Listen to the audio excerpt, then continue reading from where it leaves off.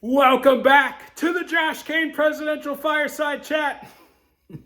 We're nearing the end of this run of the Gilded Age. We've got a very special episode today. It's going to be a first in the history of this show. It's going to be a non-person. The more I've been thinking about it, this might be the hardest episode I've ever had to do in the history of this show. There's a lot going on, but we're nearing the end of the Gilded Age. We're in our last 5 episodes, and I counted before I hit record. I've got like almost 20 books still to come. So I think this series of the Gilded Age, even though it's going to end up being half the episodes of the first season, is more prolific than the first season. I haven't counted how many total books, but it's got to be north of 40, probably approaching 50 total books, maybe even more. Could be 60. Who knows? No one's keeping track of this show. But today, what I consider the heart and soul of the Gilded Age, episode number 218, the Windy City, Chicago, Illinois. I'm basically, again, this is going to be very difficult. Not even sure. I just hit record and I'm off and running. I'm basically going to cover 4 events in the history of Chicago during the Gilded Age. And each one of these incidents could be its own episode. So again, as I always say, I'm leaving a lot unsaid. So it's to encourage you to read more. So I'm going to recommend fabulous books at the end so you can, all the stuff that I don't cover. But Chicago is a fascinating place during the Gilded Age. And I'm going to hit you with some numbers, just only because I feel like it's important to kind of put in perspective what's going on in the Gilded Age. So the United States population in 1860 is about 31 million people. And by 1900, it is 76 million. In the city of Chicago in 1860, the population is about 109,000.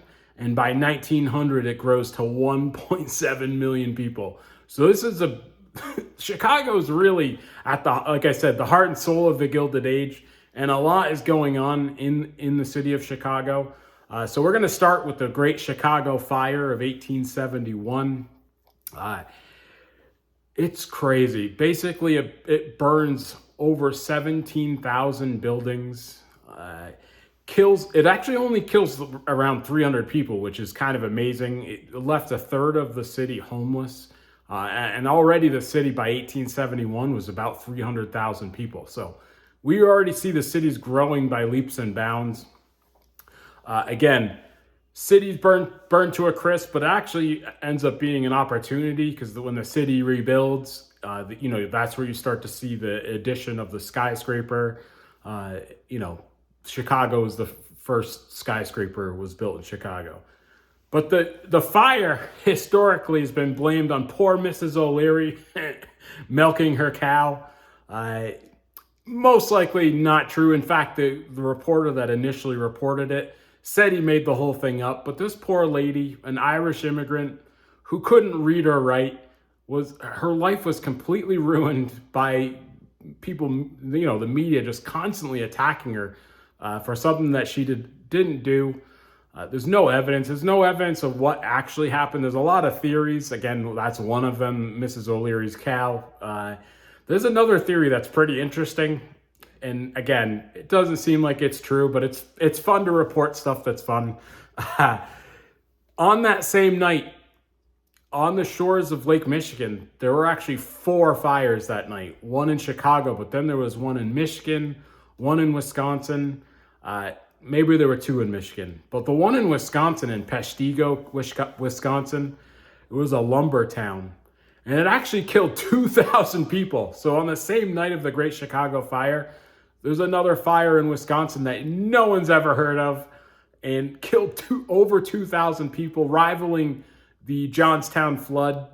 Somewhere in the neighborhood of like 2,500 people died on those 2 events, and most people have never heard of it, the Prestigo Fire in Wisconsin.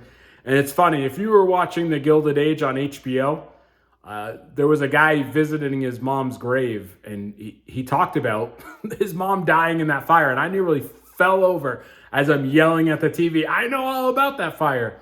So it was cool that the Gilded Age kind of slipped it in there. Most people probably didn't get it. I was one of the few, and now you, if you watch the show, will get the inside information on the Prestigo fire in Wisconsin. So again, the city's burned to the ground, over 17,000 buildings totally destroyed. But again, it almost ends up working out to their benefit as the city rebuilds from the ashes. The phoenix rises and all that. So Chicago becomes a dominant city. You think about, especially once refrigerated cars, all the meat was coming up from Texas and Kansas and passing through all the meat packing plants in Chicago and shipped east. They had the shipping on the Great Lakes. So Chicago's like a huge city during the Gilded Age. But it also is home to a lot of immigrants, and a lot of our labor rights come from some of the strikes, obviously across the whole Gilded Age, but Chicago is the headquarters of a lot of this stuff. One of the big massacres, the Haymarket Square Massacre in 1886, people are striking for the 8-hour workday. And again, mostly immigrants, most of them didn't speak or write English, fighting for the right of an 8-hour workday. A lot of these people were working 12-hour days, 7 days a week for little to no pay, and they wanted to go down to 8-hour days, 6 days a week. And again, we're just focusing in on Chicago, but across the country, millions and millions, tens of millions of people were protesting. Again, mostly immigrant, mostly didn't speak English, for these worker rights. So sometimes, we always talk about people that died for our freedoms and what have you. And we thank the military and what have you, which is fine. But we forget that a lot of these people were just everyday people working, terrible jobs and terrible working conditions. And, we benefit from all the people that died before us that fought for those rights. So sometimes I feel like we get away from that, and something like the Haymarket Square incident. So the protests break out and someone throws dynamite into the crowd and actually kills 7 police officers. And eventually people are arrested and executed, but there was really like a sham trial. None of the people were necessarily even connected to the event. So it ended up being what became May Day, May 1st, International Labor Rights. So that actually started in Chicago, and it was the result of the Haymarket Square Massacre. So, when you think about the rights that we enjoy today and the people that came before us, sometimes, we always talk, and maybe it's just lip service. We always say we want to leave the world a better place and we want better for our kids and grandkids. And it reminds me, so say you were maimed before some of these, labor rights became a law and what have you. Like, you didn't get those benefits, but the people that came after you did, or Social Security. Think about all the people that were in debtors' prisons and poorhouses that didn't have access to Social Security, but then all of a sudden it becomes a benefit. I don't know. It kind of reminds me, like right now, I know it's a pretty controversial topic, the writing off people's student loans, and I'm not necessarily for that or against it. It's just interesting. Like, yeah, it stinks. If someone's education's paid for free right now, yeah, if you paid off your student loans and what have you, like, yeah, but eventually maybe my kids or grandkids would get free education. So it's like, I don't know. I just feel like we say we want it better for the future, but we really don't. Anyway, so the Haymarket Square incident, again, led to the May Day events. Now, maybe the biggest event in all of human history, certainly of the Gilded Age, the Colombian Exposition, also known as the Chicago World's Fair. It was in 1893. It was supposed to be 1892 to celebrate Columbus's discovery of a land that already existed with people. But it was proving to be too much to get the fairgrounds ready. So they pushed it out a year. It started in 1893. And it was designed and built by Frederick Law Olmsted. So check out that episode earlier in this season. Frederick Law Olmsted's terrific. But he designs it, and it included over 200 temporary buildings. So a lot of the buildings were built from plywood, plaster. They weren't meant to last. And I've seen a conspiracy theory that I only lasted 30 seconds into the video because they were saying that how did all these buildings disappear? They were practically paper mache. So I don't know. Some of you people out there are nuts. Anyway, but over the course of the 6 months, the fair attracted nearly 28 million people. So I want to put it into perspective because, again, today the United States has about 330 million people, about 4.5 times what the U.S. population was at the time. And Disney World, according to the internet, gets about 58 million people a year. So in half the time, the Chicago World's Fair, with a fraction of the population, is on pace to do about the same as what Disney World gets. That's how big of an event the Chicago World's Fair is. So it's a huge event. Just about everybody we've covered on this show so far, if they were alive, passed through the Chicago World's Fair. And one of the big things that came out of the fair was the Ferris wheel. You know, the Paris World Fair had already happened, and the Eiffel Tower was a huge hit. Up to that point, it was one of the biggest events in human history, the Paris World Fair. So Chicago wanted to compete, and the guy, Mr. Ferris, invents the Ferris wheel, and that was like a huge hit. Tens of millions of people rode the original Ferris wheel. So, and all the while, potentially Henry Mudgett, aka Dr. H.H. Holmes, was stalking the fairgrounds as America's first serial killer. I don't know what's real and what's not. He's allegedly tied to north of 200 murders. He had built a building a few blocks away from one of the entrances to the fair. It was nicknamed the Murder Castle. On one of the floors, it had false rooms and false doors and chambers that locked people in. And he was just allegedly killing people from the fair. People were coming from far away. Who knows what's real? He admitted to 27 murders. And some of the people turned out to be alive. So I don't know. Is Henry Mudgett, aka Dr. H.H. Holmes, the real deal?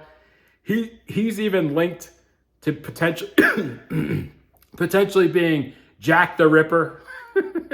And some of the evidence, I got sucked into some History Channel, like 8-part episode thing on Dr. H.H. Holmes. And I so wanted to believe he was Jack the Ripper. So I can't be trusted. But I've got a fabulous book at the end here. It's one of my all-time favorites that I'm going to recommend. It covers the Chicago Fair and Dr. H.H. Holmes. So, and then finally, the last event, the Pullman Strike of 1894. It ended up being 250,000 workers across 27 states, but the Pullman factory was in Chicago. They had built like a factory town, and all your rent went back to George Pullman. The grocery stores went back to George Pullman, and you basically couldn't save money. And he cut wages, so people were trapped in these apartments, ringing up debt. So even if you died and your kids worked at the Pullman factories, they were responsible for your debt. It was basically a modern day version of slavery. And eventually people had it with it and struck all across the country. Federal troops were called in to bust up the strike. It was over 12,000 federal troops. And over 30 people were killed. Hundreds were wounded.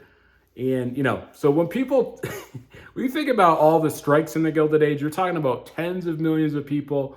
Hundreds of thousands of people were either killed or maimed during these strikes. Mostly, again, immigrants. Many didn't speak English, so again, a lot of the benefits and things that we enjoy today are thanks to those people that fought against the robber barons of that time period.